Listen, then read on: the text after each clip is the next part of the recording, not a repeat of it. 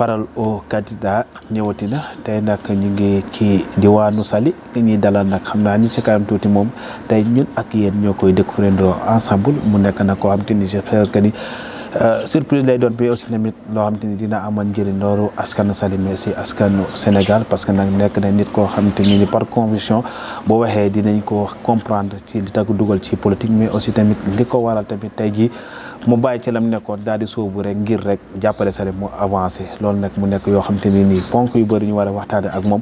mais comme ni ma koy defee chaque fois rek laata may commencé parole au candidat du ma ci wéet dama ci ànd ak ki nga xam te ni mooy Anta Fofana dama ko wàccu aussi moom mu nuyu téléspectateurs yi laataa ñu leen ni présenté tey suñu candidat mais aussi suñu invité tey ji ci invité bi parole au candidat Anta ñu wàcc na nga nuyu téléspectateurs yi. waaw Omar maa ngi lay fay comme ni nga ko waxee rek nuyu ñi nga xam ne ñooy téléspectateurs yi safoo suñu télévision bi di Mbour TV amaan mbégte ak contentement bu baax bokkaat ak yéen bi les plateau fas yéene waxtaanee lépp loo xamante ne rek dina soxal askanu Mbour rawatina nag diwaanu Saly bi nga xamante ne tey comme ni nga ko waxee fi la ñu ñëw fas yéene sëkk ak waxtaan nit koo xam ne yaakaar naa su waxee rek ñu bëri dinañ comprendre te dinañ xam solo bi nga xamante ne nii moo waral tey ñu dalal ko ma bàyyi la rek nga wéyale. suñu choix nekk choix boo xamante ne nii ñëpp a ko doon laaj comme nag ni ma ko waxee woon rek tey man ak yéen ñooy découvrir doo kan mooy suñu candidat ñu dem régi seetaan ko te ñëwaat ci plateau bi.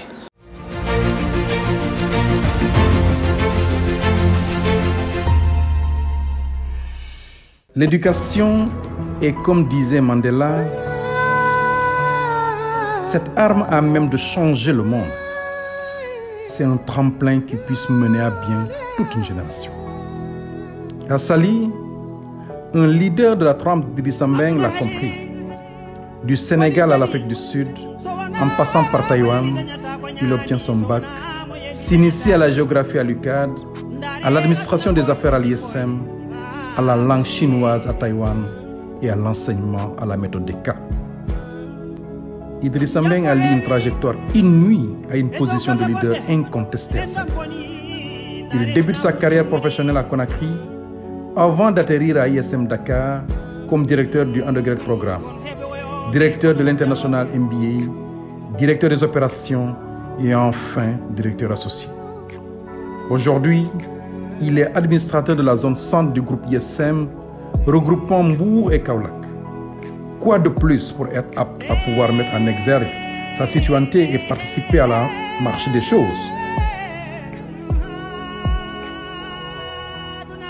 Avec à son actif à l'ISM Mbour 900 apprenants pour 1200 diplômés, Idrissa Mbeng joue un rôle de catalysateur social et a fini de s'imposer sur la Petite Côte. À cela s'ajoutent des recherches et publications sur les procédures opérationnelles, le marché des bouillons en Guinée et l'exercice de l'autorité dans l'enseignement à distance. Aujourd'hui, sous la bannière du PUR et au nom de la coalition Yewwi Askan Wi, il tend la main à la population de Saly parce que désireux de contribuer à l'avancée de cette contrée à qui il a tout donné. Pour s'y faire, il convoque une synergie des énergies afin que convergent vers un même idéal les intentions de tous ceux qui veulent faire de Saly un joyau pour le bonheur de sa population. mi ngi noonu xam naa ne gis ngeen li nga xamante ni mooy suñu candidat bi ñu dalal dañ ko wàcc rek mu nuyu aca monsieur Mbengue gannaaw bi nga gisee vidéo bi nañ la wàcc nga nuyu téléspectateur Mbour TV. salaamaaleykum Omar salaamaaleykum Anta maa leen di nuyu di leen remercier ci invitation bi di nuyu téléspectateur Mbour TV yëpp di leen sant di leen gërëm ci seetaan bi di nuyu waa Yewwi Askan Wi sunu militants yi sunu sympathisants yi di nuyu waa commune de Saly yëpp ñi nga xamante ni tey ñoo ñu tax a daw ñoo ñu tax a jóg di nuyu ñi nga xam ne ñëpp daal ñoo nekk ñun ci li nga xam ne mooy liggéey bi. gannaaw bi ñu la fayee monsieur Mbengue nga nekk candidat Yewwi Askan Wi fii ci diwaanu Saly certes seetaan nañ ci présentation bi am na lu des wala amul lu des ci présentation bi nga xam te ni jot nañ ko seetaan ci vidéo bi. waaw l'essentiel a été dit ah xam nga wax sa bopp yombul donc dañuy yem foofu rek te wax nañu ne leen daal Saly moo ñu saf Saly moo ñu tax a jóg. Saly moo leen saf Saly moo leen tax a jóg nga nekk nag directeur aussi tamit mi nga xam te ne mooy institut bi di ISM moom mi nga xam te ne nii li jëm ci wàllu formation professionnelle lay def tey jii ñu gis que ni secteur bi ñëpp ñu ngi ciy commencé di ci immiscé wu ban lecture nga am ci formation professionnelle d'une manière générale. mais formation professionnelle doyul parce que Sénégal tey jii boo xoolee bu ñu ne la population bi ak 80% ay jeunes lañu te dañu am carence ci wàllu formation ci wàllu métier ñu wax la ne tey jii population universitaire bu Sénégal 1,5% la amul sax 2%. donc sur 15 millions d'habitants on a à peine 200 000 étudiants da ngay poser ay questions ci vocation réew mi lan mooy vocation réew mi lan mooy vocation Sénégal. est-ce que vocation Sénégal mooy juste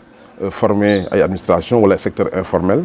wala il faut aujourd'hui ñu professionnaliser les métiers ba nit ñi ku nekk am métier balaa ngay mën a dem exercer wu un emploi. donc je pense que donc formation professionnelle des na am taxawaay bi mu war a am ci réew mi donc il faut ñu renforcer ko il faut ñu yokk ko. par rapport à cela renforcement ak yokkute te doog da gis ne état bi li mu ciy dugal ci loxoom dafa am lu ci des. non des na lu bëri école yi doyul wax naa ko sànq et aujourd'hui gis ngeen commencé état bi sax dem na ba xam ne ni système traditionnel bi daan fonctionner ci ay université xam nañu loolu du solution commencé na créer ce qu'on appelle les ISEP muy institut supérieur d'enseignement professionnel pour mën a gën a professionnaliser formation bi mais doyul ba léegi parce que la population jeune est très importante par rapport à l'offre de formation bi nga xam ne moo nekk sur la place donc il faut ñu yokkaat public privé ñëpp def ci seen loxo pour mën a am un taux normal de scolarisation sur le plan professionnel. waaw Omar comme ni mu ko waxee rek formation professionnelle gis nañ ne doyul secteur bi d'ailleurs nekk loo xamante ne nii bëri na secteur enseignement en général bëri na ay jafe-jafe yoo xamante ne nii ndaw ñi ñu ngi koy jànkonteel même bu fekkente ne pare nga tey boo génnee pour nga am liggéey problème la en dehors de éducation boobu ISM ban apport lay indil ñi nga xam ne ñooy jeunes li nga xam ne mooy population bi nekk ci diwaanu Saly. waaw ISM ñun suñu logique de formation mi ngi dellu ci apprendre pour entreprendre maanaam duñu leen jàngal rek xam-xam mais dañu leen di jàngal xam-xam bi wala leen nu ñuy créer sax emploi nu ñuy créer entreprise. je pense que loolu aujourd'hui c'est très important parce que offre d'emploi bi boo amee 200 000 ñu ne la ay 150 000 ak 200 000 demandes par an moom ngay am sur le marché de l'emploi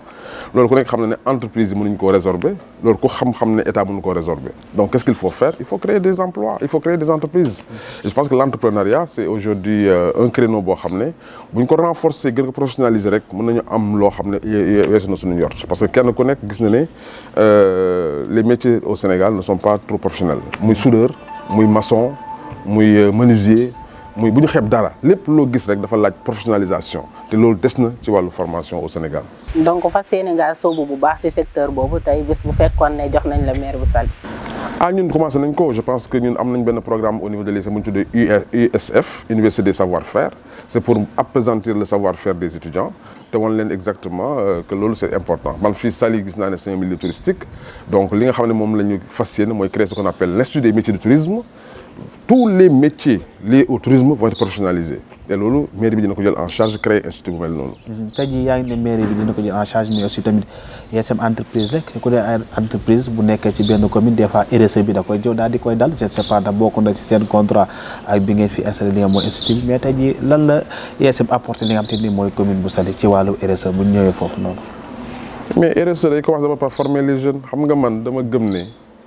mënuñoo réaliser dara sans la formation gis nga ñax su bopp baaxul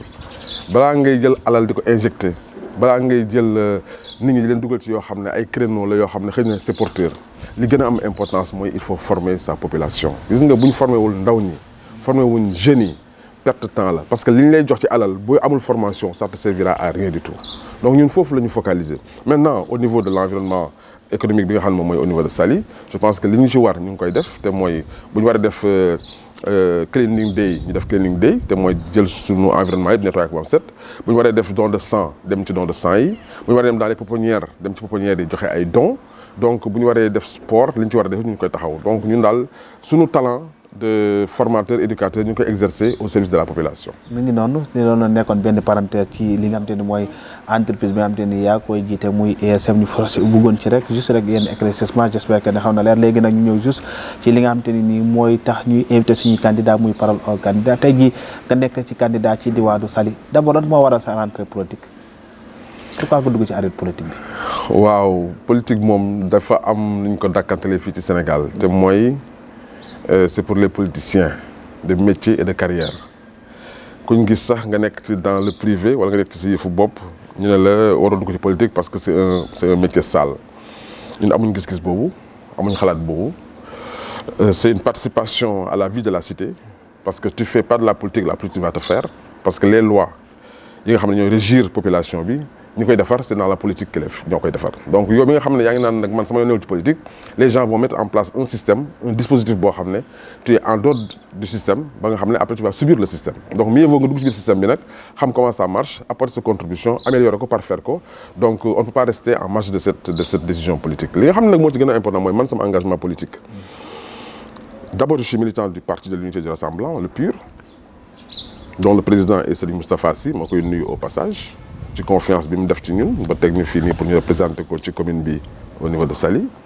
ñu bokk ci benn coalition muy Yewwi Askan Wi là aussi ma leen di remercier tous les leaders de la coalition ñoom nga xamante ne tey jii ñoom ñoo porté seen choix ci man pour me représenter la coalition au niveau de Saly parce que sama engagement bi li nga xam ne mooy base bi yëpp mooy est-ce que j'ai le droit de me taire ou bien de m'engager vu environnement bi may évoluer fii ci Saly te gis naa ne Saly mérite mieux que ça je ne peux pas rester en marge de cette société. Donc je me dois apporter ma participation, apporter ma contribution pour que Saly soit un cadre meilleur. Est-ce que des fois nekk de manque de considération des fois yéen chef d'entreprise yi ak municipalité yi des fois seen relation du neex est-ce que nekkul tamit loolu boo bourse wu la pour nga nekk candidat. mais amuñu relation amuñu benn relation luñ ci defalul suñu bopp du ñoom ñoo ñëw ñaan ñu ko pour ñu def ko wala ñoom ñoo ñëw wax ñu ko pour ñu def ko ñun li ñu war a def ñu ngi koy def. mais relation en tant que telle amul et il n'est pas normal qu'aujourd'hui une entreprise privée d'évoluer dans un environnement communal et qu'il n'y ait pas de rapport entre ces entreprises-là avec la commune. Donc aujourd'hui il faut ñu renforcer partenariat bi am entre le public et le privé pour que public bi mën di utiliser le privé et que le privé puisse bénéficier ci infrastructure privée. Mais relation boobu est-ce que yéen ñi nga xamante ne nii yéen ñi nga xam ne yéen nekk ci privé bi yéen a ngi koy dox tamit. des fois tamit da ngay toog seen côté rek jàpp seen bopp ni di xaar pour ñu fekk si ne wala. man de béy naa ci sama waar mooy dem naa ba bureau maire seeti ko avant boobu xalaatuma sax ay waxu politique boobu maa ngi installé fii ci dëkk bi dem naa seeti ko ñu waxtaan ci yu bëri mais amul suivi bi mu waroon am ba am résultat boo xam ne mën na profiter à la population. ay offre de formation yaa ngi fi offre de bourse yaa ngi fi. lépp a ngi fi loo xam ne ñu mën nañ ci apporter une contribution je pense que ne ku nekk daal bu béyee sa waar affaire bi dina yomb maintenant nag est-ce que ñun def nañ li ñu war a def waaw est-ce que ñoom def nañ li ñu war a def il faut leur demander la question. ci loolee mën nañu xam nan la choix bi demee ba waa coalition Yewwi Askan Wi porter seen choix ci sa personne. ah c'était très dur météo na trop parce que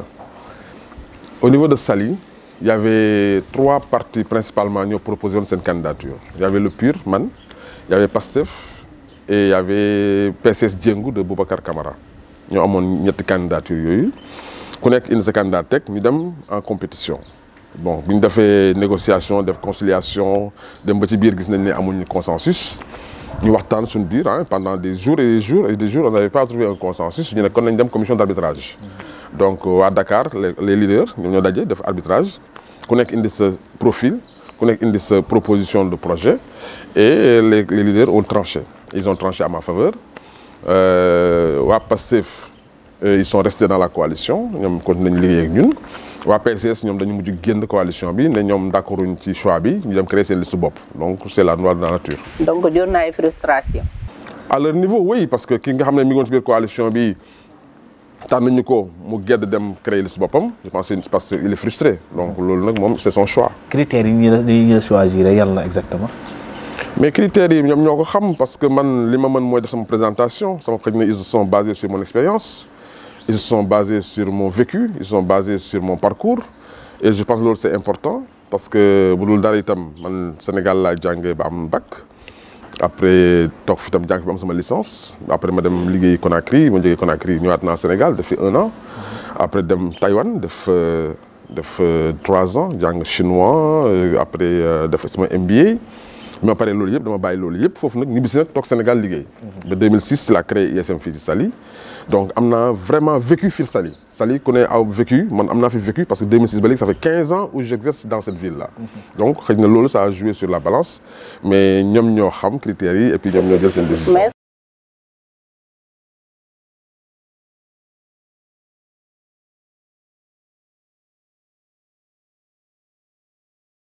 waaw moom laa la wax xam nga politique boo ko yemee rek ci tàccoog fecc moom da ngay fausser le jeu politique c'est l'impact ban mooy sa impact société bi et je pense que parmi les candidats bu dee wàllu impact rek kenn ëpp ci impact parce que ISM aujourd'hui j'ai 1200 diplômés j'ai 900 apprenants qui sont actuellement sur place et tous exercent dans cette ville là donc je pense qu'en termes d'impact personne ne peut comparer ce que j'ai fait par rapport aux autres.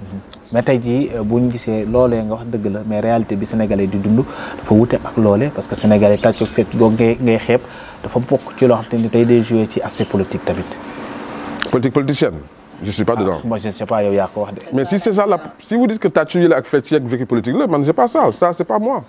man ce que je suis c'est pour le développement politique développement lay def. politique pour la population. pas politique pour ay tàccu dugal politique pour la population mooy lan exactement. mais ce que je fais c'est l'impact. quand tu parles impact. rupture bi nga bëgg a indi est-ce que méngoo na ak li Sénégalais yi gëm. ah mais lan la Sénégalais yi gëm Sénégal bëgg lu baax réalité bi nga xam ne aussi moo am fii Saly. mais Sénégal bëgg lu baax. si. mais lu baax laay nekk man ci laa sax. loolu ma tax a jóg. te jàpp bu fekkee ne ñoom li ngeen di wax yéen lu baax mooy lan ngeen tuddee lu baax. moi je sais pas yow yaa ko. voilà donc je te dis su fekkee lu baax nag mooy impact positif je suis dedans.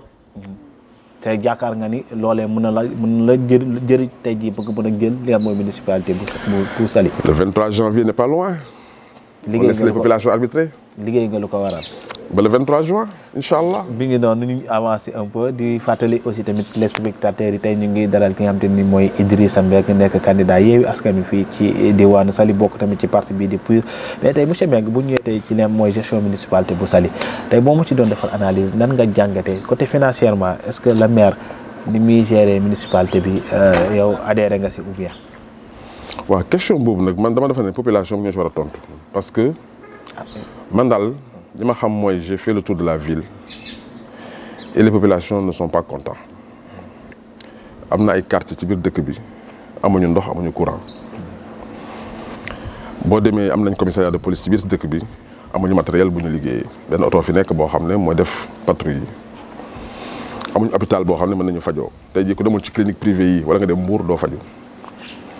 école yi nekk ci dëkk bi boo ci dem tey jii t'as pas envie sa doom nekk fa di jàng parce que environnement bi ñu fa créé baaxul.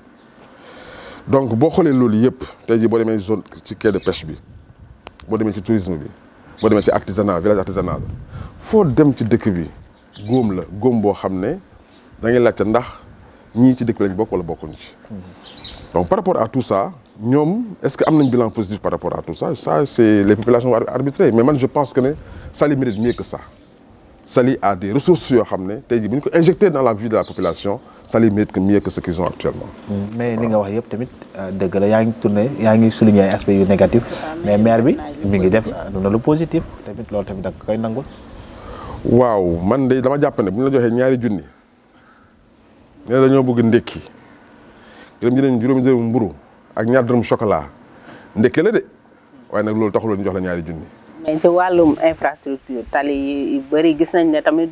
commune bu Saly avancé na bu baax par rapport ak fi mu nekkoon loolu tamit est-ce que du impact la boo xam ne maire ki yore maire bi tey mën na cee sukkandiku ba waral mu def na moom bilan bu baax la. waaw xam nga inversion des priorités day am. kon da nga yaakaar dafa juum. il faut inverser les priorités loolu baaxul man je pense que priorité absolue bu njëkk bi mooy le confort et la vie des populations de Saly. defar tali c'est très bien même si état moo ko def en bonne partie. Ah bon? Mais li ci gën a am solo pour man mooy les populations nañu retrouver un confort de vie. Saly il y a la pauvreté dans Saly et il n'est pas question que alal di nekk ci dëkk bi yëpp population yi gisuñu seen bopp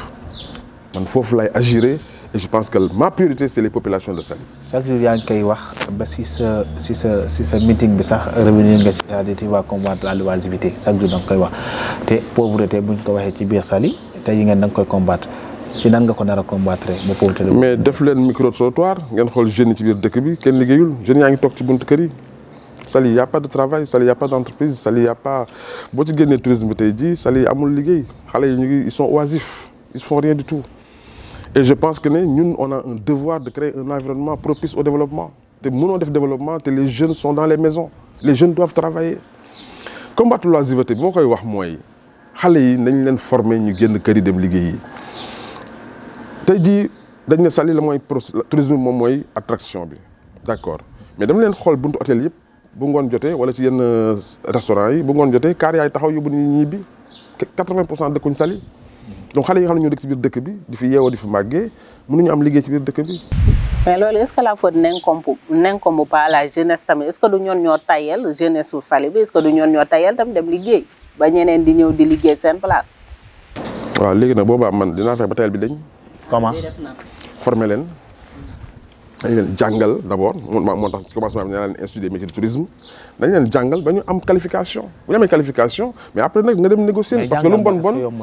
y a ce qu'on appelle la discrimination positive mooy boo nekkee ci benn bërëb mais am nga ay droits yoo xam ne da nga koy exercer te mooy hôtel yi nekk Saly tey jii war nañu mën a def am quota boo xam ne c'est pour les populations de Saly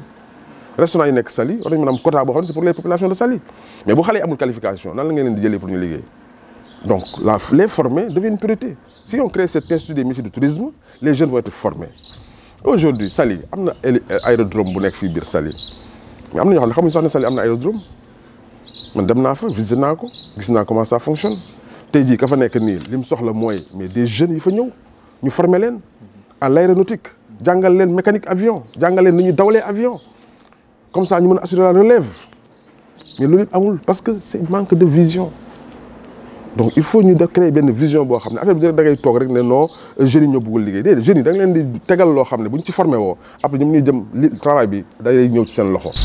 mais tey bëri na jeunes yu am formation te amuñu liggéey bëri na jeunes yoo xam ne tey suivre nañ seen formation ba génn te amuñu foo xamante ne nii ñu ngi leen di jël est-ce que loolu mairie bi am na fonds nécessaires yi nga xamante ne nii mën na jël ñooñu ñëpp dugal leen ci cursus du travail ba ñu mën a am liggéey. mais bul fàtte début waxtaan bi yëpp ñu wax ci wàllu entrepreneuriat. loolu entrepreneur lu muy njëriñ mais xel xalaat teg en place dispositif ak mécanisme yoo xam ne les gens peuvent trouver du travail et créer de l'emploi ma jox la benn exemple bu ndaw maa ngi ko expliquer mbokk yi fan yii yëpp nee naa leen mais hôtel yi dañuy lekk dañuy consommer alimentation li ñuy consommer yëpp fan lay jógee li ñuy lekk li ñuy consommer lu bëri ñu ngi jógee ci yeneen dëkk yi di ñëw fii ci dëkk bi mais est-ce que ñun waa Saly on n'a pas la capacité de produire ce que nous mangeons. mais est-ce que Saly am na site bu mën a produire. mais site mooy lan. am na quand on parle de côté suuf sax Saly am na suuf bu mën a produire. gis nga production dafa am ñaari façon y a ce qu'on appelle la production extensive mooy li nga xam dafa soxla suuf su rëy. ak la production intensive mooy loo xam suuf su tuuti la. mais il faut efficace et efficient. suuf su tuuti est-ce que des na Saly. boo demee Saly ñax-ñaxal fii am na ay jeunes sur 1600 mètres carrés ils font une production en légumes et en fruits. mais extraordinaire mais amuñu fi ñu ko jaayee ñoom tey jii bu ñu leen accompagner mais production boobu mën nañu ko jaay ci hôtel yi man gis naa leen ay modèle de citron yi ñuy def yoo xam ne tey jii mais loolu foo ko teg mu jar mais amuñu possibilité dem yóbbu ko pour jaay ko ci hôtel yi. kon contrairement ak yeneen communes yi kon Ousmane Gueye bokkul ci maire yi jaay suuf. non franchement affaire suuf moom nga des au moins am na suuf boo xam ne booy mën nañu fa liggéey. non waxuma la loolu non il faut pas dire ça non arrête dama ne la boo demee Saly ñax-ñaxal y a des jeunes. ils ont pris 1600 mètres carrés yoo xam ne ay terrain la yoo xam ne c'est inoccupé. ñoom ils l'ont exploité pour faire de l'agriculture. man la soo demee ci yeneen zones yi suuf soos doo ko fa fekk loolu laa la bëgg expliquer. mais attends mais y a des maisons inoccupées dans tout Saly. y a des zones yoo xam ne am na ay borom mais kenn def fa dara. mais attends loolu bul ne non Ousmane gi man waxuma ba léegi Ousmane Gueye di jaay suuf wala jaay suuf. il faut pas me faire dire non ba xam problème mu foncier existé na fii mais le problème du foncier ça va être audité parce que problème foncier waa mairie bi ñoo koy gérer. bu ñu àggee ca mairie ba ñun dañ def audit du foncier de Saly dañ xam exactement lan la Saly am ak lan la Saly amul. loo xam ne tam lu litigé la ak lu litigé wul. boobaa on arbitrera. tey bés boo jël woon mairie bi yan structure exactement nga fas yéene liggéeyal yoo xamante ne nii peut-être structure étatique la yoo xam ne fas nga yéene liggéey ak ñoom ngir jox Saly tur bi nga xam ne fa la nekkoon wala fi nga xam ne hauteur bi nga xam ne fa la nekkoon. mais loolu amul limite parce que mairie démembrement état la donc amul leen structure étatique parce que tout l'état le président de la république ba ci suuf tout l'état c'est compliqué. Pourquoi? Parce que vous êtes dans l'opposition. Ils sont pas républicains? Ah, je sais pas. Ah, mais dites-moi, s'ils sont pas républicains, donc non, voilà. mais je vous demande parce que mais la tey République xam nga bëri na maire yoo xamante ne tey ñi ngi ñaawlu lu ni mel que ne tey ñoon état bi day bloqué seeni financement yu bëri wala seeni projet yu bëri moo tax ma laaj la tey vu que tey nekkoo ci pouvoir bi est-ce que tey boo jëlee maire bi ngir def loolu du doon lu compliqué. waaw xam nga rek nañu wax ci principe rek. Principe mooy collaboration entre l'État et la mairie. Maintenant nag ki def lu gannaaw principe nag loolu moom vraiment mënu ma ci préjuger. Mais le principe, c'est qu'il faut une collaboration entre l'État et les mairies. Mais au cas échéant, fait que l'on amour, comment comptez-vous faire donc pour booster? Waaw ba cas échéant am. li ngi noonu di fàttali mbokk téléspectateurs yi comme ni ma ko waxoon rek samay présentation tey moom dañoo am invité boo xam ne dafa extraordinaire moo tax gis nga réponse yi gis nga ni muy demee par rapport ak moom mais tey monsieur Mbengue bu ñu un peu ci li nga xam ne mooy SAPCO nga gis que ni li muy presque tout ce qui est environnement tali genre mu ngi ciy def liggéey mais mel na ni population Saly tamit am nañu ko desee bëgg maanaam ci xolam ci que ni liggéey bi dafa xaw a des yow par rapport ak yow nan nga gisee liggéey SAPCO ci biir commune bu Saly. waaw parce que dafa am loo xam ne dañ ko war a comprendre mooy SAPCO mu jiitu commune de Saly. La SAPCO a été créée en 1975.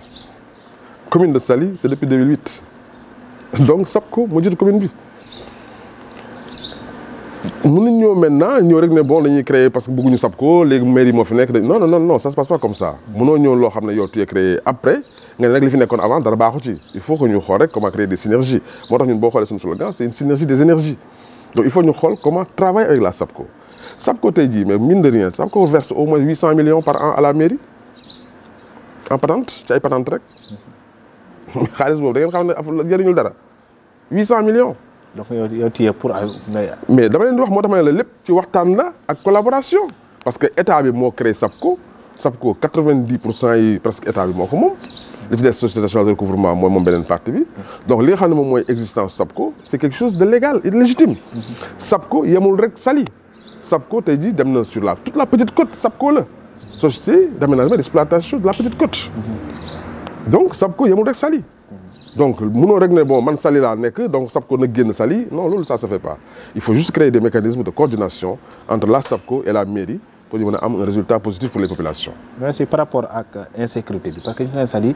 zone touristique la te étranger yi li ñu fi ñëw bëri na mais sécurité bi dafa des tey jii loolee tamit ban produit nga ci nar a indi. waaw sécurité moom ñett la c'est les ressources humaines c'est le matériel et c'est la technologie. bu ñett yi nekkee en place rek sécurité bi daa am. donc comment avoir autant de ressources humaines qu'il faut d'accord ça lu ñu ci war a participer dañ ko ci participer au niveau de la mairie. le matériel roulant li nga xam ne état mën na koo joxe état joxe ko li nga xam ne état mën na ko joxe mairie bi attan na ko mën na ko supporter te mooy utal leen ay oto wala ay moto wala ay Zodiac wala lu ñu mënti doon. beneen bi mooy la technologie c'est l'acheter des caméras de surveillance c'est sécuriser la ville en termes de nouvelles technologies je pense que loolu c'est axe prioritaire la ci suñu programme c'est la sécurité et la salubrité pour vivre la tranquillité keroog bi nga xamante ne yaa ngi doon amal sa meeting d'investiture yaa ngi xam ne coalition bi nga xam ne mooy Yewwi Askan Wi mën na jouer rôle bu am importance ngir jëlee Sénégal ci problème yi nga xamante ne nii ñi ngi jànkonteeg moom est-ce que yaakaar nga ne réellement am ngeen impact boobu ci population bi ngir mën a jouer rôle boobu. non Yewwi Askan Wi dafa am principe bu ko lal mooy la bonne gouvernance gis nga soxna si moo wax la benn affaire bu ndaw mooy di ne réew mi buñ jubalee tuuti rek waxuma lu bëri de mais tuuti rek buñ jubalee tuuti rek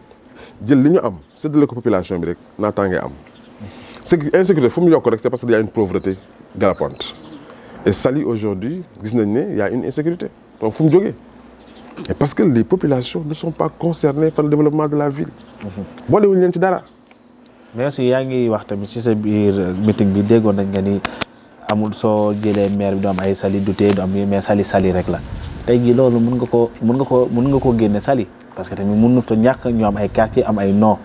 le fait nga ni léegi da nga fi gi ay Saly du tee Saly tapé Saly yooyu yëpp te Saly rek la pourquoi nga ni Saly rek la. mais Saly parce que Saly lañ wax commune de Saly commune lu ñu bokk. on dit commune de Mbour mais mënut a ñàkk ay quartier. mënul ñàkk ay quartier mun am ay yeneen tur yow fi nga dëkk fii tey fii. mais équilibre social mooy lan. lu tax nga ne léegi Saly bi war na am ndox bi warul am ndox bi war na am courant bi warul am courant amul ndox. mais demal jàmm bugum fii ci gannaaw amul ndox amul courant. ak li fi maire bi liggéey yëpp nga ne amul ndox amul courant. man damaa dem seeti gis naa ñoom ñoo ma wax fii amul ndox amul courant. benn quartier nga ma joxagum ak ban. mais attends Omar li nga bëgg nag mooy lan. maa ne sur ça c'est-à-dire liggéey mënul parfait loolu laa la bëgg a wax. c'est-à-dire foog mais on ne demande pas la perfection dama ne équilibre social xam nga équilibre social mooy yemale maasale loolu la ñuy wax ñun loolu mooy suñu objectif aujourd'hui. mais yàlla ñu fexe ba Saly képp ku fi nekk gis sa bopp ci li nga xam ne mooy dëkk bi. mais boo demee ci benn quartier population bi ne la ñun gisuñu suñu bopp ci dëkk bi mais parce que je suis concerné équilibre social je suis concerné. et je veux rééquilibrer les choses. ku ci bokk da nga war a am ci li ñëpp am. ci sa programme dañu bëgg a ñëw un peu tey jii ban programme nga am pour Saly. mais sama programme xajul ci émission. waaw jox ñu si quelque rek yoo ci am. ban domaine. bon si wàllu aujourd'hui sécurité bi nga xamante ne moom la ñu. mais sécurité wax naa leen c'est les ressources humaines c'est le matériel roulant et c'est la technologie. loolu moo ci sa programme. mais oui on va tout renforcer.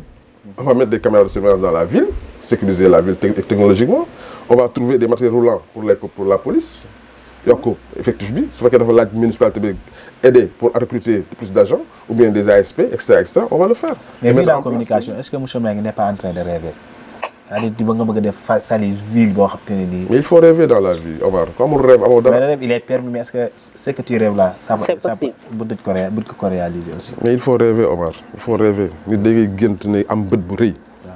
doo rek ne xool ne man lii laa mën a yem. se contenter de ce que l'on a c'est trop simple pour se vouer devant l'extraordinaire de ce que l'on veut.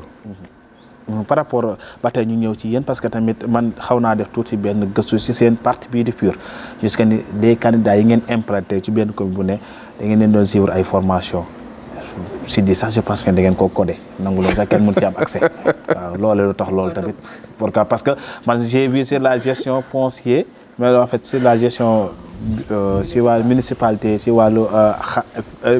vous avez suivi des cours si domaine bu ne pourquoi d'abord ngeen bloqué ko ngeen yemale ko seen biir fii que ni c'est pour le Sénégal yëpp kay mën ngeen ko ibbi ko si nekk mën cee jël xam-xamam. non c'est pour les candidats de la coalition nga wax du yaa ko wax. condition candidats yi kay ñëpp dañu candidat. waaw est-ce que mën nga cee ñëw expliquer ñu exactement formation bi lan ça consistait à quoi et quoi. mais les outils de gestion. Une mairie, c'est la gestion de la cité. Donc, il faut mettre en place des outils de gestion. Et parmi ces outils, voilà, li ngeen wax yëpp ci la bokk. Donc, il faut ñi nga xam ne ñoo bëgg a. yow lañ na nga expliquer. non moom moo wax moom dem na ba gis ko kay ba dañ ko bëgg kay donc moom. da ngay bañ opposant yi saa ci ko wala doo ñu ko wax bi may commencé émission bi j'ai dit que ni suñu tey jii ku ñuy dajal on est obligé à ce que mu am ay questions yoo xamante ne nii day spécial par rapport ak moom parce que gis nañu PUR mu nekk parti bu bëri bu ëpp bu gën a maanaam fermé wu ci yeneen toutes les partis yi ngay gis ci Sénégal te di nga am benn idéologie bu différent par rapport aux autres tey jii xam ngeen politique bu leen teg pour commune bu ne fii bu Saly c'est-à-dire sur la gestion financière ban politique ngeen ci nar a indi man daf ma intéressé trop. jubal. c'est-à-dire ñi fi nekk la droiture la transparence la bonne gouvernance alalu askan bi pour askan wi la man soxlawuma alalu mairie pour dund. man soxlawuma alali mairie pour suufu mairie. la bonne gouvernance ku nekk la moom yaayoo nga jox ko loolu rek mooy suñu principe c'est-à-dire y a rien d'extraordinaire dans ce qu'on offre. mais c'est que Sénégal nag dafa dëkk boo xam ne boo jubalee ñu ne parce que da nga extraordinaire mais on ne demande pas aux gens de prendre l'argent de la mairie pour en faire autre chose. mais vu tamit que tey bu ne ku ne parti PUR sa xel day dem ci ki nga xam ne mooy sëñ Moustapha est-ce que tey loolu tam du doon blocage vu tamit Saly déjà tur bi mu am ak relation bi mu am ak yow. tey est-ce que du doon blocage pour population bu Saly ne tey kii bu jëlee nguur gi peut-être affaire diine lay door ak yooyu. te xam nga ne Saly dafa am beneen statut spécial am par rapport ak yeneen communes yi. gis nga loolu c'est très important li ngeen wax nii parce que Saly dërëm dafa yàqu te ñun ñu dëkk Saly nag loolu dafa ñoo métti parce que Saly ay goro fi dëkk Saly am na ay imam am na ay curé yi fi dëkk. Saly am na ay nit ñu yiw ñu sell ñu fi dëkk waaye tey ji bu ngeen demee ba boo tuddee Saly ñëpp xalaat ne lu bon la ba ñu ne sax kilifa diine gi fi ñëwee dafa nar a changer Saly moo leen xam ne yaa am problème nit ñu baax ñi nañ leen delloo seen cër nañ fexe ba ñun ñu am fierté wane ne Saly lañ dëkk am na jamono temps yi passé boo xoolee nit ñi kon ne foo dëkk sax du la ñemee wax sax ne Saly laa daan la Mbuur laa dëkk parce que rus na ne Saly laa dëkk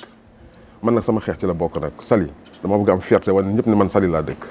te ñi ma fekk ci loolu bëri nañ ñu bëri fi mu nekk nii loolu daf leen a métti koo wax ma ne loolu daf ñoo métti kon nag nañ fexe ba Saly nekkaat dëkk royukaay dëkk cosaan dëkk maam tey jii yaa ngi ko wax dëkk royukaay du ko maam mais tamit gis nañ Saly liggéey boo xam te ne nii la ku nekk day doon jiw Saly am na ñenn ci askan bi dañ jàpp dañ leen xaw stigmatisé bugguma sax tudd quartier mais zone bi nga dëkk rek y a des gens dañ jàpp ni comme ñuy stigmatisé ñooñu tamit est-ce que tenir nga leen compte ci sa programme. stigmatisation bi. waaw. mais écoute xam nga loi daal pour ñoom la fi nekkal donc loo xam ne loi daf koy tere daal lépp loo xam ne loi da koy tere dañ koy tere fii ci Saly lépp loo xam ne loi permettre na ko dañ ko permettre on sera à cheval sur les principes et sur la loi. tey gis nañ ne sa credo bi ngay prôné inclusion écoute ak accompagnement dafa bëri loo xamante ne da nga koy wax lan nga fas yéene teg exactement pour arriver ci loolu noonu. inclusion mooy ñëpp ci lañ bokk xam nga sax yaa am ay Saly Tapé Saly Carrefour yooyu inclusion mooy Saly yëpp nekk benn Saly ñu nekk benn label muy Saly. avec un grand S. avec un grand S. Saly lañ dëkk Saly c'est notre fierté.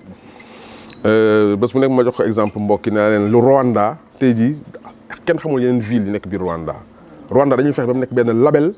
ñu dem di sponsoriser ay Paris Saint-Germain ay Arsenal parce que Rwanda da label aujourd'hui dootul nekk ci pays c'est pas un pays c'est un label Saly foofu lañ ko bëgg a yóbbu mu nekk un label Saly inclusion ñëpp bokk ci mu nekk benn say écoute mooy il faut nga déglu population yi man mën naa tëju sama nekk bind sama programme génne lay gars yi sama programme yi nii appliqué leen ko mais non damay dem ci quartier par quartier déglu nit ñi ñu may wax lan la ñu bëgg ak lan la ñu gisee Saly par rapport à ça ci la ñu bâtir suñu programme tey jii te pareeguñu chaque jour ñu ngi génn dem ci ñoom ñu ñuy wax li ñu bëgg ak li ñu gisee dëkk bi accompagnement nag mooy li nga xam ne mën nañ leen ci jàppale avant ñu nekk maire ñu jàppale leen ci lépp loo xam ne mairie bi moo ci war a jàpp bu ñu àggee mairie bi ñu continuer jàppale leen ci donc ñun suñu accompagnement yemul rek ci xaar ba nekk maire mais tey jii commencé nañ ko lépp loo xam ne population ñu koy sant di ñu ko ñaan te ñu mun ci taxaw tey jii ñu ngi ciy taxaw. tey jii tamit Saly ville touristique la gis nañ ne le tourisme il est menacé récemment ñu ngi doon def benn soirée pour relancer le tourisme gis nañ léegi Port Ndayane mi ngi ñëw ak les minéraux de Sine yooyu noonu côté boobu tamit te gis nañ Saly lu ko gën a booster tourisme ci la bokk nan nga ci nar a taxee. mais tourisme dafa am ay base bu njëkk bi mooy ñaar yi sécurité ak salubrité bu ñu réussir ñaar yooyu ñëpp dinañ ñëwaat. dañ sécuriser Saly mais de Saly yow de xëy na dëkkoo Saly moo tax yow ñaata ngay doog saa yoo rombee tali bi ni mu setee wecc bu sembe nag loolu moom fu ak yow tali bi saa yoo romb mu set oto yaa ngi dugg ñu ngi bale nga ne Saly dafa set wax ma fu sant ci Saly tous les jours oto yaa ngi bale de oto buy bale di amul Saly oto buy bale amul Saly kon loolu lan moo fi am oto buy farmal moo am oto buy bale tali gisoo fi Saly bu sembe romb nañ sa man romb naa Saly gis oto buy bale te nga def bàyyi ñu force suñu bale rek def ci ay oto ñu tuuti ko non xam nga nag loolu moom c'est-à-dire gis nga Omar dañu waxante dëgg plus sérieusement barki démb temps yi passé recevoir naa fi ay femmes yoo xam ne ñoom ñooy jaay ci plage yu Saly bi ñu ñëw ne man nam ñu ma jàppale leen jëndal leen ay matériel pour ñu nettoyer plage bi effectivement bi ma fa demee ci lendemain bi gis naa plage bi set na mais question de 24 heures la et ça doit être permanent la ville a besoin de propreté barki démb waa Saly ñax-ñaxal seet si nañ ma ne ma dañoo bëgg ma jàppale leen jëndal leen ay poubelle utal leen ay cocotiers ñu reboiser la plage bi jëndal leen ay balai ay poubelle ay râteau ay pelle jëndal naa leen ko jox naa leen ko pour ñu mën a defaraat seen plage donc gis nga loolu warul nekk one shot warul nekk loo xam ne benn fan rek la mu jeex dafa war a nekk loo xam ne dafa permanent dëkk bi dañu war a permanemment nit ñi di liggéey ci propreté bi parce que gis nga nit ñi kenn moomu leen bu ñu leen créé wul environnement bu propre bu ñu leen créé wul environnement bu propice boo xam ne mën nañ ci épanouir duñ fa toog donc tey jii boo amee gan sax doo ko mën a yóbbu fenn parce que espace yooyu nga xam ne mooy espace yu propre yooyu espace yu vert yooyu nga xam ne moom la ñu war a créé ci dëkk bi amu fi donc aujourd'hui on a besoin de retravailler l'environnement de Saly touriste bi loolu lay gis moo tax mu mën a ñëw donc tourisme c'est pas seulement organiser soirée wala dem def non il faut ñu retravailler environnement bi ba nga xam ne ku gis ne j'ai envie de découvrir Saly man foofu laay waxee donc il faut que ñu yéegal niveau bi tuuti xam ne la sécurité c'est important nga xam ne la salubrité c'est important xam ne nit ñi dañu soxla fu tranquille pour mën fa épanouir. mais pour retravailler environnement bi Omar est-ce que aajo na rek nga xaar ba jël mairie bi tey pour doog ko def mën nga ko commencer déjà présent. wax naa léegi commencé naa ko nee naa la Saly ñax-ñaxal dimanche bi fa laay yendu mais naa leen lépp li ñu soxla ci wàllu équipement pour nettoyer seen plage. donc xaaruma pour nekk maire pour def loolu. candidat yi nekk ci diwaanu Saly tamit xaw nañ bëri 6 ngeen suma juumul mais am ñoo xam te ñooñu il se démarque par rapport aux autres ci seen par rapport ay acte social la ñuy def yow dëgg la seet yaa ngi koy def ñun gisuñu mais am na ñu ngi leen gis jënd nañ ay bus yi ngi may ay livre ak yooyu ñooñu tamit ay candidats yoo xam te ne nañ jar ñoo caaxaane j'espère. mais c'est tant mieux pour la population tant que la population maa ngi ci profité rek alhamdulilah. li bon rek mooy def ko pour ngistal wala def ko pour say intérêt bopp.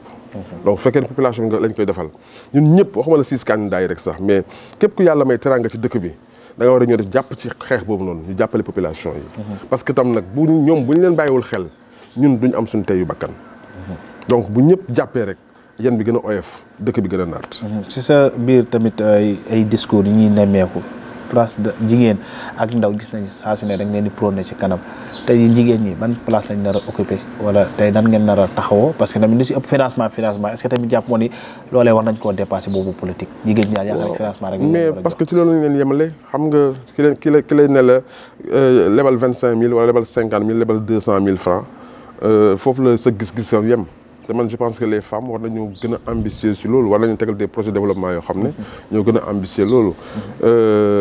wax naa leen ko keroog ne yaa leen man bu doon sama sago du ngeen nekk fi di wax ay problème ay prêts yu 75 000 francs da ngeen wax ay projets millions mën na nekk dëkk bi on peut aider les femmes à avoir de grands projets en regroupement ñu créer leen ay projets yoo xam ne yu am solo la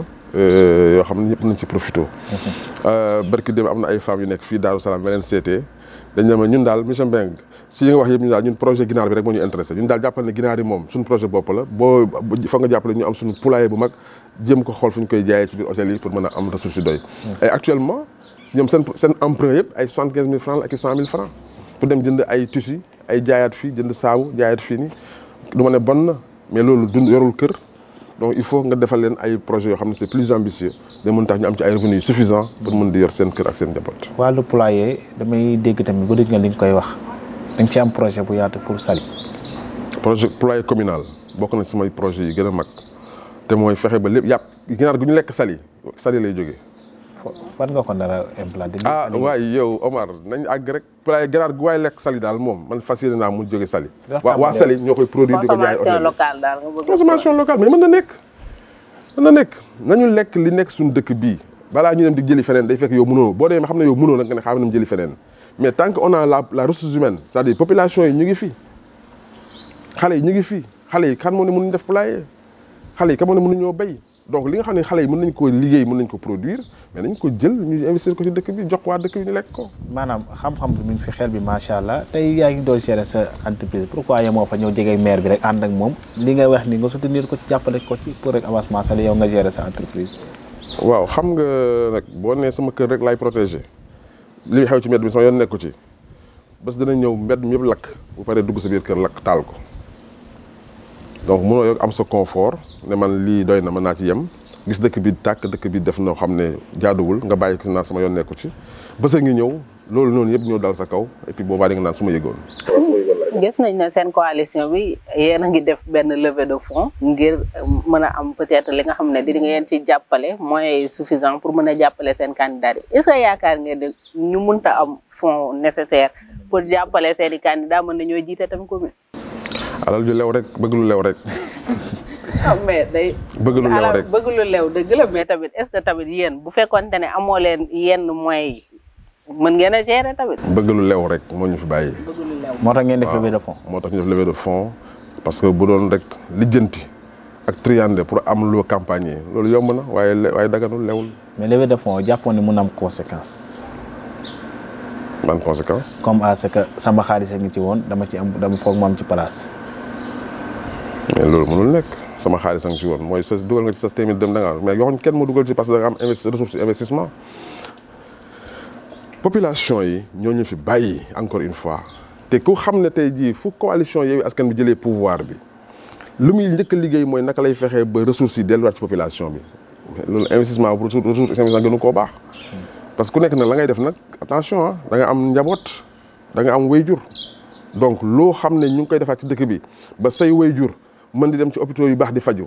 say doom dem ci école yu baax di faju say jigéen dem ci maternité yu baax di faju mais loolu c'est important. donc man je pense que ne aujourd'hui dërëm bu ci waay dugal jàpp na ci sa yow lay dellu si waat. donc du question chantage wala du question ay menaces mais dafa di loo xam ne dafa gis ku jaadu la Sénégal rek moo koy def ah boo demee États-Unis tey jii noonu la Barack Obama muy falu mais américains yi ñoo jël seen xaalis def ko ci campagne am ba mu falu. xam naa nag li ñu jërële woon ci waxtu presque léegi mu jeex xam naa ni 5 minutes yu mujj ay question réponse yu gaaw lay doon amul ay explication dañuy laaj rek nga tontu ñu directement mais avant ñu yegg si foofu parce que dafa am benn question bu ma xawoon échappé te bëgg ñu revenir que mooy yaa ngi ko wax sànq ci wàllu santé parce que Saly dafa bàkkee infrastructure sanitaire amul lu dul district ngeen am tey jii d'abord est-ce que am ngeen espace pour construire li nga xam te ne nii mooy hôpital de niveau 2 wala niveau 3 mais c'est ci wàllu éducation gis ngeen ni Saly lycée benn lycée mu am mi ngi Malicounda amaat ngeen espace aussi pour construire li nga xam mooy lycée de Saly ay lycée sax laay wax parce que yow moom formation gis naa ni boo bëgg trop di nga koy tudd ba dafa bari. waaw xam nga Sénégal dañoo tàmm dara rek mooy il faut nga am ay hectares pour tabax école. il faut nga tabax ay école pour tabax école il faut nga am ay hectares mais soxlawu ko 1000 mètres carrés rek mu ngi def école boo xam ne tey jii mara day taali donc soxlawoo ay espace yu ngand pour créer loo xam ne am na njëriñ population bi. bu dee wàllu hôpital moom tey jii gis ngeen ñu ngi waaj a créer benn maternité bu bees fii ci Saly boo xam ne benn privé moo ko may municipalité bi clé en main financé ko ba mu jeex tàkk. financé ko may ko municipalité bi du xaalis municipalité bi privé moo ko fi def donc am na ñu bëri ñoo xam ne tey am na yéene du bokk ci bilan am mais mën na ko ci boole parce que moom lañ ko may mais Saly municipalité bi lañ ko may te moo nekk maire bi actuellement en exercice mën na ko ci boole mais c'est parce que c'est des initiatives privées yoo xam ne mën nañoo gis ne am na njëriñ ci dëkk bi ñoom ñëpp mën nañ ci jàpp pour ñu réaliser ay projets yoo xam ne am na solo ci dëkk bi parce que nit ñi tam bëgg nañ def mais le problème mooy il faut ñu ubbil leen suñu ay bunt wan leen ne leen si c'est pour les populations on est prêt. ci wàllu sport nag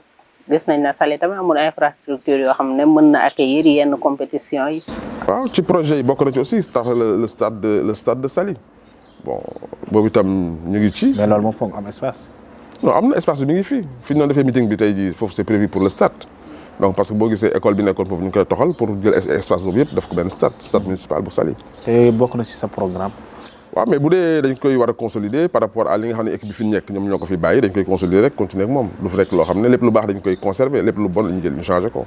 audit bi nga wax foncier rek la yem bu fekkoon nekk nga mais war na nga laal tamit ci wàllu koppar gi di nga ko xool. waaw mais gestion bu bees nag foo gis nag moom il faut mu am audit man boo ñëwee li nga njëkk a def nag mooy lan nga fi bàyyi état des lieux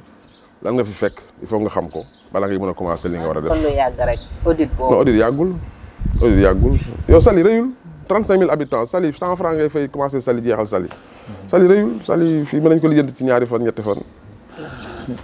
acca mi ngi noonu xam naa ni li ñu ci cëral noonu bëri presque jeex naa 5 minutes yi may wax nii rek juste question yi ay question yoo xam te ni nii la nag programme wuñ ko woon dañuy par ni anticipation rek wala day dikk suñu xel rek ñu raaj la ko bi si njëkk bokk na ci li nga xam te ni nii mu wax nga ko sànq ci wàllu audit bi mais aussi ci wàllu foncier bi yaa ngi koy wax sànq di ko wax sànq gis nañ ni li nga xam te ni mooy partie bi pure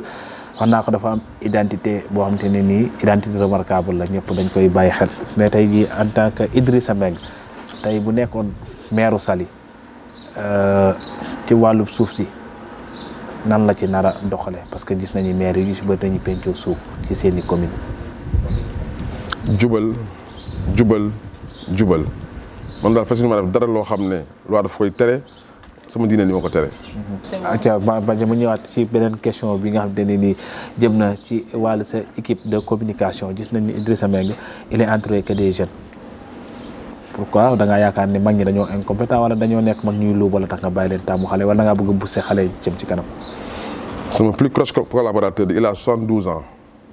bu dee nag il est jeune c'est un jeune vieux alhamdulilah. waaw ay jeune vieux lañ ko. kon nag jeune vieux la c'est mon plus proche collaborateur il a 72 ans. donc. kon ñëpp nga boole. mag ñëpp laa boole ñëpp laa boot. beneen question mooy Idrissa Mbengue en dehors ci politique ak ISM lan moo nekk activités yi nga xam te ni nii dañ si yëngatu. man damay béy am naa tool man am naa poulailler damay yar ginaar man ci informatique aussi dama ciy yëngu donc lépp loo xam ne daal war naa ci gis naa ne opportunité la opportunité d'affaires dinaa ci dugg dinaa ci daan sama doole. parce que bëgguma lekk lu lewul. te ci yooyu tamit yaa ngi ciy employé ay jeunes yoo ay jeunes rek ñëpp a ngi liggéey waaw. fan nga nar a yóbbu Saly moo nekkoon maire Saly. fii Saly ngi fii dinaa ko yóbbu fii. ci yan levier ngay basé pour yóbbu ko foofu. mais l'existant les ressources humaines wax naa leen ko waxati leen ko gis nga développement loo ci mënta gis ressources humaines mooy base bi si on forme la ressource humaine qu'il faut les ressources humaines qu'il faut il faut juste mettre un peu de moyens avec et de la volonté pour réussir l'extraordinaire. te man jeunes yi xam naa ne base la boo xam ne bu ma si sukkandikoo mën naa réaliser un Saly nouveau. buñ la déggee daal ko am confiance nga ci jeunesse. mais ku ko deful tooñ parce que ñoo fi nekk nag de mag ñi nañ ñu gunge rek mais ndaw yi ñooy moom ëllëgu réew mi. lan mooy sa sport préféré. sama sport préféré. football j'aime bien le football. en dehors du football lan nga bëggaat. lecture. lan mooy plat préféré. plat préféré suppu kanja. contrairement ak ñi si des ñëpp ceebu jën la ñuy wax yow suppu kanja. waaw noonu la. mais ngeen. àdduna moom ku nekk ak li la yàlla nattoo rek.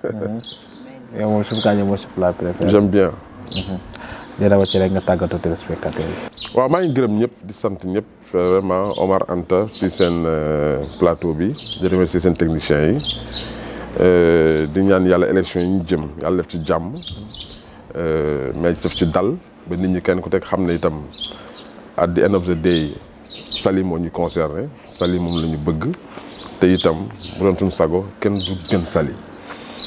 tey jii Saly ci wàllu classement performance des collectivités locales ñu ngi classé 360e c'est pas normal war nañoo mën a àgg tey jii sur les 10 premières places en termes de performance et de réalisation loolu daal je pense que bu ñu ko xeexee taxawal ko waa dëkk bi dinañ naw seen bopp dinañ kontaan li nga xam ne moom mooy seen dëkk te kenn ku nekk ñun di nga xam ne yàlla rek a fi nekk. Saly pour une synergie des énergies. macha allah ci Anta wàcc la yow nga tàggatoo. waaw Omar ñu gërëm ko bu baax sant ko ci li nga xamante ne nii mooy disponibilité am ak accepté bi nga xam ne accepté na ko suñu invitation gërëm la yow tamit gërëm Mouhamed Thiombane suñu technicien bi ak Mballo di gërëm téléspectateurs yi nga xamante ni ñu ngi doon seetaan seen télévision Mbour TV yëpp ci seen émission bii nga xam ne mooy parole au candidat di leen jox rendez-vous rek très prochainement ak beneen invité. mi ngi noonu ñu koy gërëm bu baax a baax moom Anta Fofana moom moo ciy àndal à chaque fois si émission boobu di parole au candidat mais aussi di gërëm bu baax a baax monsieur Idrissa Seck nekk candidat Yewwi Askan Wi fii ci diwaanu Saly li ñuy waxtaanee nag am na solo bu baax a baax di ko sant ci disponibilité mais aussi tamit si ouverture mu nekk nit koo xamante ne nii il est trop social nekk nit ko aussi tamit ku baax koo xamante ne nii dafa boole ñëpp njaboote mais aussi di gërëm bu baax d'abord équipe bi mu àndal su ma jël nuyoo bi teg ko ci Mansour moom dina ko jàllale la ñi si des mais daal di leen sant bu baax a baax ci accueil bi ak ni ñu toppatoowee ci émission bi yombalal ñu ko aussi tamit ñu ngi leen ci sant bu baax a baax mais aussi di gërëm chaque fois ñi may àndal liggéey bi di Mouhamed Thiombane ak kem ne mooy Mballo di leen sant ci liggéey bi am na solo mais aussi di gërëm suñu DG Ndiaye Diatta moom même tamit nii moom initiative mi aussi nekk réalisateur li nga xam te ni mooy émission parole au candidat di sant ñëpp ñu ci jàppoon di leen jox rendez-vous très prochainement ak beneen candidat jërë ngeen jëf